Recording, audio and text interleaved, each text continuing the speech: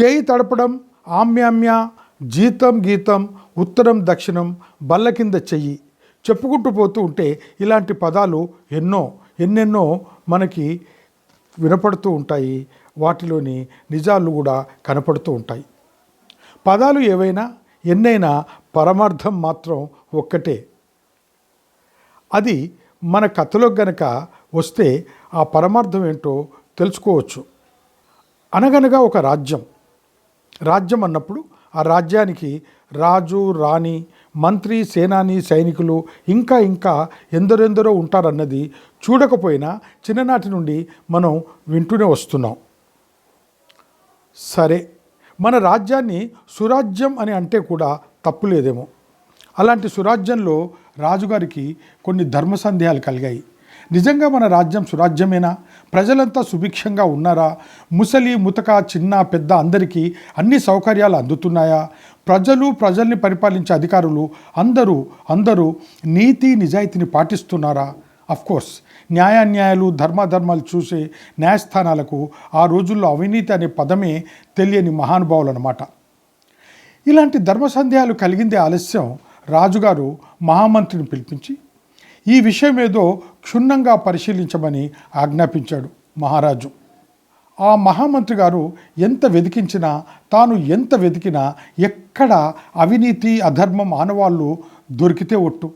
అయితే విషయం లేనిదే రాజుగారు స్వయంగా తననే పిలిపించి ఇలాంటి ఆదేశం ఇవ్వరన్న విషయం గుర్తుకు రాగానే ఇక లాభం లేదని మహామంత్రి గారు మారువేషంలో విసుగు విరామం లేకుండా రాజ్యాన్ని అంతా జల్లెడ పట్టి చివరికి తన అదృష్టం బాగుండి ఓడరేవు దగ్గర మాత్రం పేరుకు ధర్మయ్య అయినా ఎగుమతి దిగుమతి చేసే ప్రతి వ్యాపారి దగ్గర ముడుపులు అందుకుంటూ సుఖజీవనాన్ని సాగిస్తున్నాడు ఆ గుమాస్తా.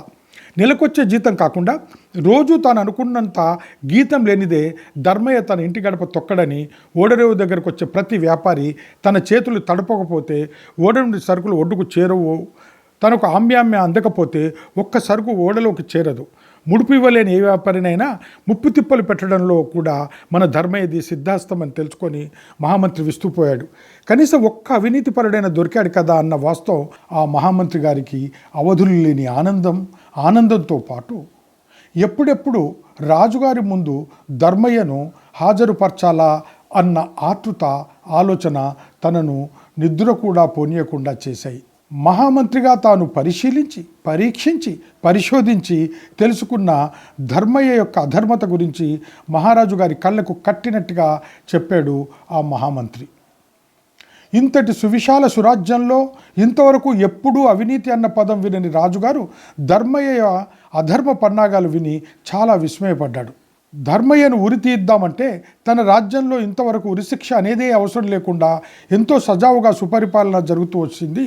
పోనీ యావజ్జీవ కారాగార శిక్ష వేస్తే పాపం ధర్మయ్య కుటుంబాన్ని పోషించే మగదిక్కు ఉండదు. రాజుగారిది అసలే జాలిగుండే. రాజుగారు ఆలోచించి చివరాఖరికి మహామంత్రి సలహా తీసుకొని రాజభవనంలో సమయాన్ని తెలిపే గంటలు కొట్టే ఉద్యోగానికి ధర్మయ్యని బదిలీ చేయడం జరిగింది. ఏకంగా రాజభవనంలోనే ఉద్యోగం అయితే ధర్మయ్య ఇక చేయి తడపడం, ఆమ్యామ్య అనేటివి, బల్ల కింద చేయలాంటి పదాలకు బహుదూరంగా ఉండగలడు అన్నది అటు రాజుగారు ఇటు మహామంత్రి గారి ఉవాచ. కాలచక్ర గమనం గబగబానే కాకుండా గిరగిరా కూడా తిరుగుతూ పోయింది. ఒకానొక ప్రశాంత సమయమే కాకుండా విరామ సమయంలో ధర్మయ్యలో వచ్చిన మార్పు ఎలా ఉందో తెలుసుకోవాల్సిందిగా తన వేగులకు పురమాయించాడు ఆ రాజు. ఓడరేవులో ఉద్యోగం చేస్తున్న రోజుల్లో కంటే ఇప్పుడే ధర్మయ్య చాలా ఆనందంగా గడుపుతున్నాడని తెలుసుకున్న రాజు తాను సరైన సమయంలో సరైన నిర్ణయం తీసుకున్నానని ఎంతో సంతోషపడి ఇదే విషయాన్ని మహామంత్రికి తెలియజేశాడు ఆ మహారాజు. మహామంత్రికి కొంత ఆతృత, మరికొంత అనుమానం కలిగి లోతుగా పరిశోధన మొదలుపెట్టాడు. అప్పుడు తేలింది ఏమిటంటే రాజుగారికి 2 భార్యలు. ఒకరోజు రాజుగారు పెద్ద భార్య దగ్గర ఉంటే మరో రోజు చిన్న భార్య దగ్గర ఉండాలన్నది అనాదిగా వస్తున్న సాంప్రదాయం. ధర్మయ్య సరి అయిన సమయానికి సరిపోయే గంటలు కొట్టడం తన ఉద్యోగ ధర్మం.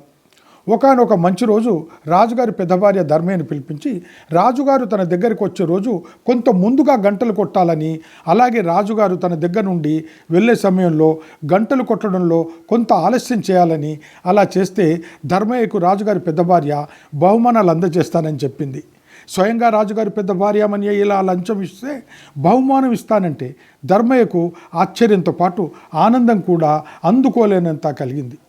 ధర్మయ్యకు కాలం కలిసి వచ్చిందేమో కానీ రాజుగారి చిన్న భార్య కూడా ధర్మయ్యను పిలిపించుకొని ఇలాంటి సహాయమే చేయమని దానికి ప్రతిఫలంగా తాను కోరినంత డబ్బిస్తానని చెప్పింది.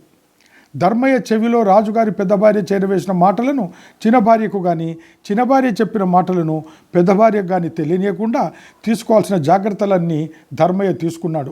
రాజుగారి భార్యల దృష్టిలో అవి బహుమానాలైనా డబ్బైనా ధర్మయ్యకు కావాల్సింది మాత్రం ఓడరివులో వచ్చిన జీతం కంటే గీతం కంటే 10 రెట్లు ఎక్కువగా, అది వచ్చిపోయే ప్రతి వాడి దగ్గర చేయి దాచకుండా ఏకంగా మహారాణుల దగ్గర నుండి పొందడంలో ఎంతో కలిసి వచ్చింది ఆ ధర్మయ్యకి. అయితే ధర్మయ్య కాలానికి అనుగుణంగానే గంటలు కొట్టడమే కానీ తన ధర్మాన్ని మాత్రం తప్పలేదు. కాకపోతే రాజుగారి భార్యామణులు మాత్రం ఎప్పటికప్పుడు రాజుగారు తన దగ్గరికి తొందరగా వచ్చి ఆలస్యంగా వెళ్తున్నాడని ఆ ఇద్దరి భార్యామణుల నమ్మకం. ఇదంతా లోతుగా తెలుసుకున్న మహామంత్రి లంచం తినేవాడు ఎక్కడ ఉన్నా ఏ ఉద్యోగం చేసినా తాను తినే లంచం తాను తినడం మామూలే అని తెలుసుకోగలిగాడు. అయితే డియర్ ఫ్రెండ్స్, ఈ కథ ద్వారా మనం తెలుసుకునేది ఏంటంటే సోకాల్డ్ కరప్షన్, లంచం, బ్రైబ్, అవినీతి అనేది చేయాలనుకున్నవాడు ఎక్కడున్నా ఏ విధంగా ఈ విధంగా లంచాలకు ఎగబడతాడు అన్నది. ఫ్రెండ్స్, ఇది కేవలము మనం హాస్యంగా చెప్పుకునే కథే కానీ ఏ ఒక్కరిని ఉద్దేశించి కానీ లేక ఏ దురభిప్రాయంతో కానీ చెప్పుకున్న కథ కాదు అని మరొక్కసారి మీ అందరికీ మనవి చేస్తున్నాను.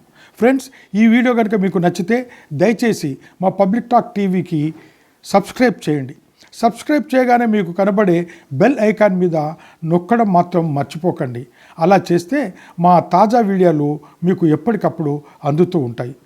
దాంతోపాటు మీరు మా వీడియోలని షేర్ చేయండి, లైక్ చేయండి, కామెంట్ కూడా చేయండి. మీ కామెంట్లు చూసి మేము మీకు అనుగుణంగా దినదినంగా మా వీడియోలలో అయినటువంటి మార్పులు చేసే ప్రయత్నం గట్టిగా చేస్తామని మీకు మరొకసారి తెలియజేసుకుంటున్నాం. Friends, thank you. Please subscribe to Public Talk TV. Please subscribe Public Talk TV. Please subscribe Public Talk TV. Please subscribe to Public Talk TV. Please subscribe Public Talk TV. Please subscribe to Public Talk TV. Please subscribe to Public Talk TV.